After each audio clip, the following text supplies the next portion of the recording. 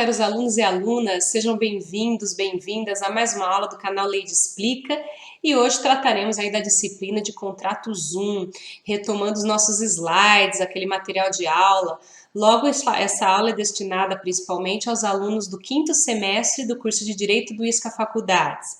Retomaremos a sequência do material, os nossos slides, aquele mesmo conjunto de slides que estudávamos nas aulas presenciais. Vamos retomar então o estudo da teoria geral dos contratos. Na nossa última aula virtual, se assim podemos dizer, tratamos da evicção e também do vício redibitório, lembram-se? Então, hoje daremos sequência tratando aí dos contratos aleatórios, na sequência do Código Civil. Vamos lá? Iniciando então nossos estudos da disciplina de contratos 1. Vem comigo. Vamos então aos nossos gloriosos slides e começando aí pelos contratos aleatórios, na sequência do nosso material. A previsão dos contratos aleatórios, que é o objeto da nossa aula de hoje, está entre os artigos 458 a 461. Sempre muito importante aí a leitura da lei, além da doutrina, é claro. Bem, o que é um contrato aleatório? Contrato aleatório é o contrário de contrato comutativo. Ajudei? Lembram-se que estudamos aí a classificação dos contratos? E quando estudávamos a classificação dos contratos, falávamos em contratos comutativos e contratos aleatórios. Quando eu falo em contrato aleatório, como a própria denominação já indica, eu falo de um contrato que depende do elemento alha. O que é alha? Alha é sorte, é risco. Logo, os contratos aleatórios podem ser considerados contratos de risco, contratos de sorte, entre aspas. Nesses contratos, eu não tenho certeza do objeto da minha prestação. Então, eu não sei exatamente se o objeto daquele contrato vai ou não existir, ou vai existir em maior ou menor quantidade. Vamos ver as espécies. Logo, não há uma certeza da prestação daquele contrato, diferente dos contratos comutativos. Nos contratos comutativos, quando eu celebro o contrato, eu já tenho conhecimento do objeto da prestação. O objeto da prestação daquele contrato já é definido previamente. Bem, então o contrato aleatório é um contrato que envolve risco, ele é oneroso e em que uma ou ambas as prestações estão na dependência de um evento futuro e incerto. Exemplo clássico de um contrato que depende do risco, do elemento alha, o contrato de seguro.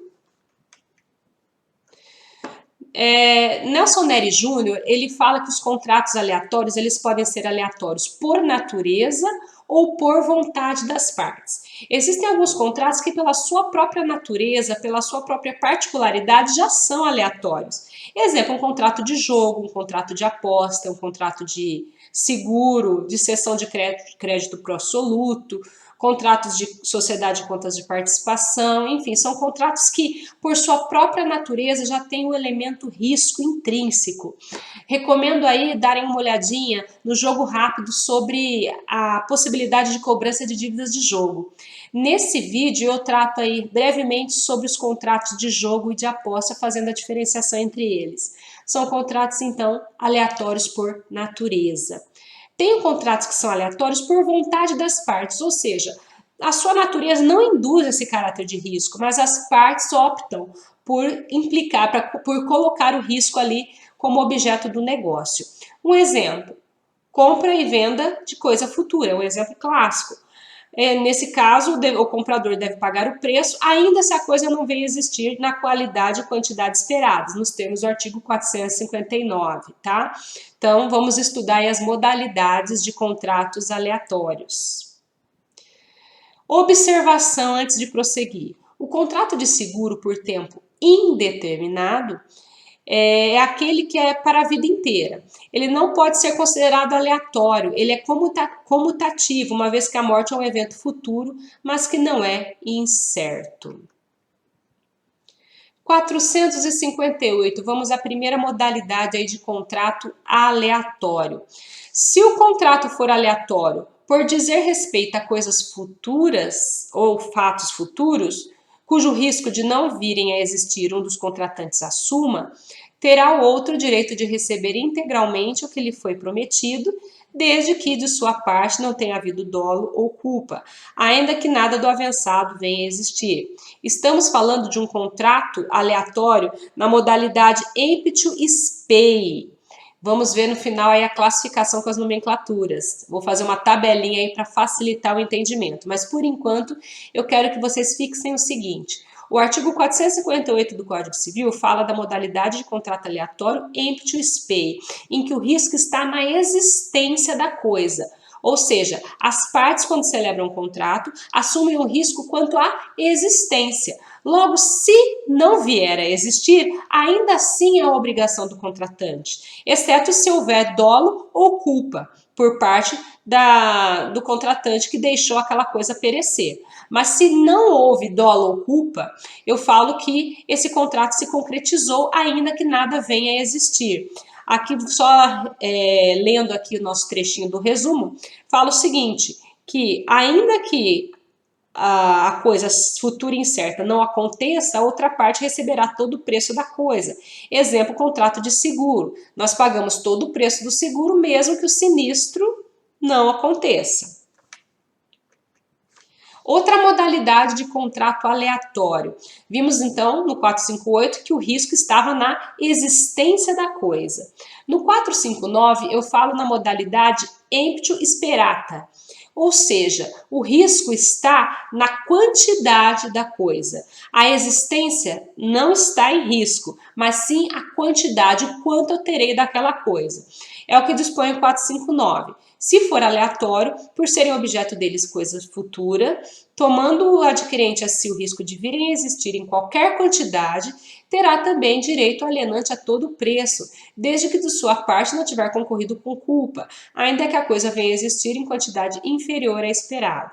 Então, geralmente, nesses contratos aleatórios, o preço é um pouco menor, porque eu tenho a questão do risco, né? Então, geralmente, é um bom negócio, eu corro o risco, pago menos por aquilo, porque há um risco, mas assumo também, caso a coisa não venha a existir, no caso do artigo 458, ou se ela vier a existir em quantidade menor, no caso do artigo 459.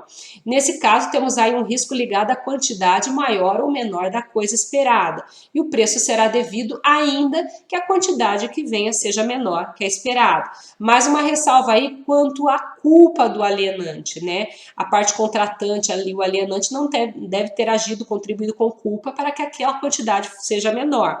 Vejam que essa questão da culpa, né, da contribuição do alienante, decorre inclusive do próprio princípio da boa-fé.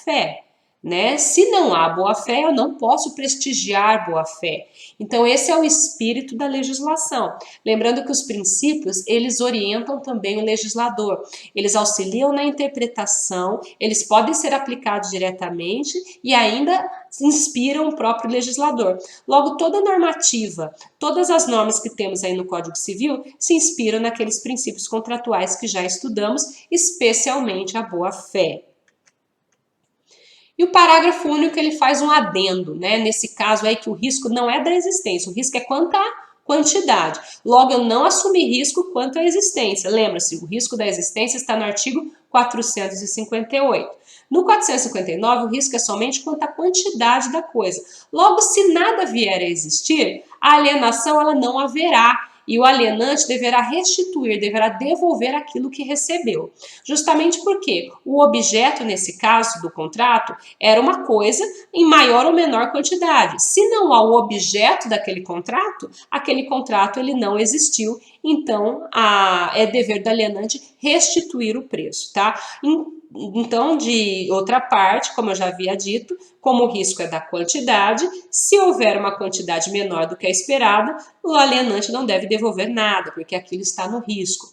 Importante, então, sempre verificar qual foi o risco assumido pelas partes. Foi um risco quanto à existência da coisa ou um risco quanto à quantidade?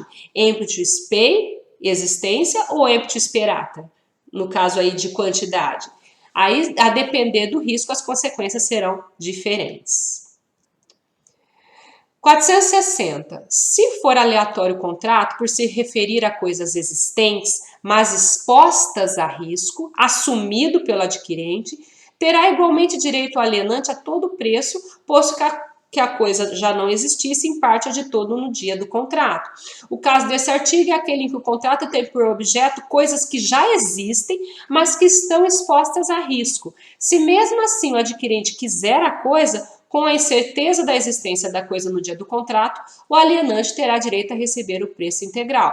Então aí o risco é quanto à exposição da coisa mesmo, né? A coisa ela existe, eu já tenho uma quantidade delimitada, mas ela está exposta a risco. E esse risco é assumido pelo adquirente. Então ele assumiu o risco. Logo o alienante ele tem direito ao preço ainda que aquela coisa pereça, porque ele assumiu o risco daquele perecimento.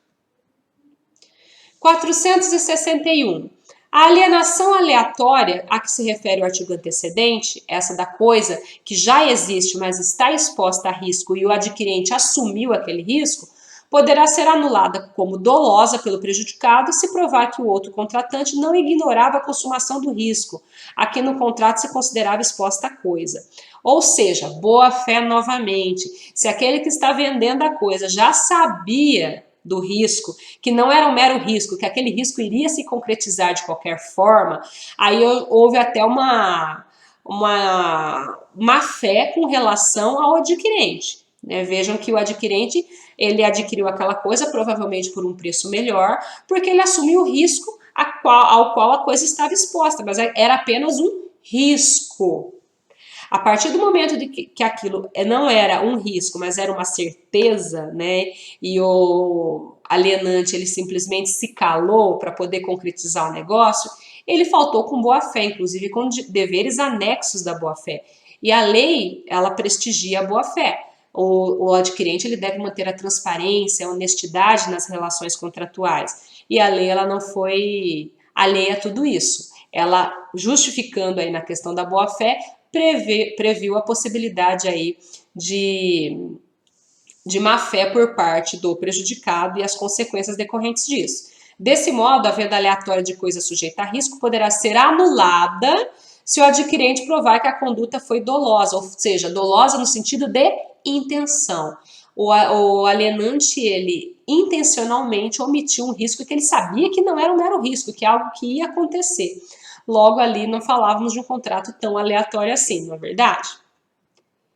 Bem, esses eram as considerações gerais, mas antes de partirmos adiante, uma pequena tabela aí para fixarmos os termos estudados nessa aula. Então, temos basicamente 3 tipos de contratos aleatórios. Contratos aleatórios são aqueles que não temos certeza da prestação, né? É algo incerto, o objeto do contrato é algo incerto, diferente dos contratos comutativos. Lembrando que os contratos aleatórios, eles podem ser aleatórios pela sua própria natureza ou por vontade das partes. Temos 3 tipos aí de contratos aleatórios que envolvem risco. Primeiro deles, empty spay, que é a previsão do artigo 458. É a chamada venda de esperança. Aí o risco assumido está na existência da coisa. Compra da probabilidade do objeto vir a existir. Por isso, o preço é pago mesmo se nada se adquire. Tá? Então, ainda que não haja nada, eu devo pagar o preço, exceto se houver dolo ou culpa. Emptio rei sperata. A alha, o risco está na quantidade da coisa, é uma venda da coisa esperada. Está previsto no artigo 459 do Código Civil. Logo, se não houver a coisa, eu falo de uma ausência de objeto. É o que se dispõe aí, que se extrai no parágrafo único do 459. Nesse caso, o contrato ele não produz efeitos, eu devo restituir o preço, eu como alienante, aquele que vendeu a coisa, eu devo restituir o valor pago, justamente porque o risco não estava na quantidade, o risco não estava na existência, perdão, estava na quantidade. E finalmente, falando aí de uma terceira categoria de contrato aleatório, eu tenho um contrato aleatório referente à venda de coisas que existentes, mas expostas a risco. Nesse caso, dispõe os artigos 460 e 461 que o adquirente assume o risco, ainda que a coisa não mais exista no dia do contrato. Então, ele assumiu aquele risco da coisa perecer. E justamente por isso, provavelmente, o preço foi menor. Bem, eram essas as minhas considerações de hoje. Continuaremos aí na sequência de estudos da teoria geral para finalizarmos esse material e continuarmos a nossa trajetória tratando aí dos contratos em espécie. Nos vemos até mais, fiquem com Deus.